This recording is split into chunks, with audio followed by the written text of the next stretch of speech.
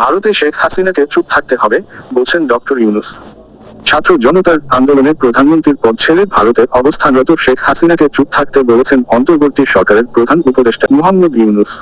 ভারতের সংবাদ মাধ্যম পিটিআইকে দেওয়া এক সাক্ষাৎকারে তিনি বলেছেন, বাংলাদেশ ফেরত না চাওয়া পর্যন্ত ভারতের অবস্থানকালে সাবেক ওই প্রধানমন্ত্রীর চুপ থাকা উচিত।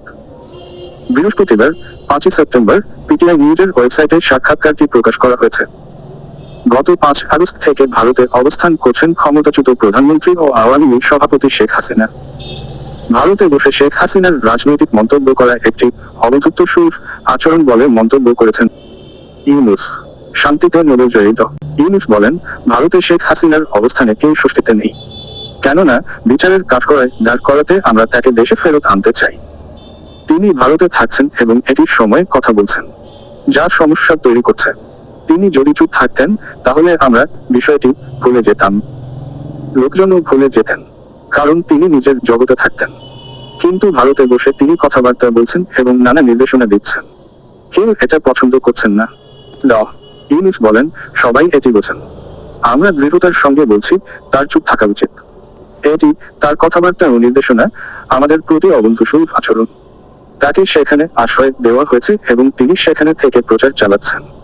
বিষয়টি এমন নয় যে সেখানে একটি স্বাভাবিক পরিস্থিতিতে গেছেন তিনি।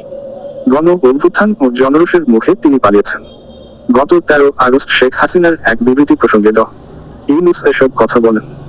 বিবৃতিতে শেখ হাসিনা ন্যায় বিচার দাবি করে বলেন, সাম্প্রতিক সন্ত্রাসী কার্যকলাপ, হত্যাকাণ্ড ও লুটপাটে জড়িতদের অবশ্যই তদন্ত সাপেক্ষে চিহ্নিত করতে ও সাজা দিতে হবে। ড ইউনূস দরকার ইউনূস এমন আখ্যা দেওয়া অবশ্যই বাদ দিতে হবে। অধ্যাপক ড ইউনূস বলেন, সামনে এগোতে ভারতের জন্য ওই বয়ান থেকে বেরিয়ে আসা প্রয়োজন।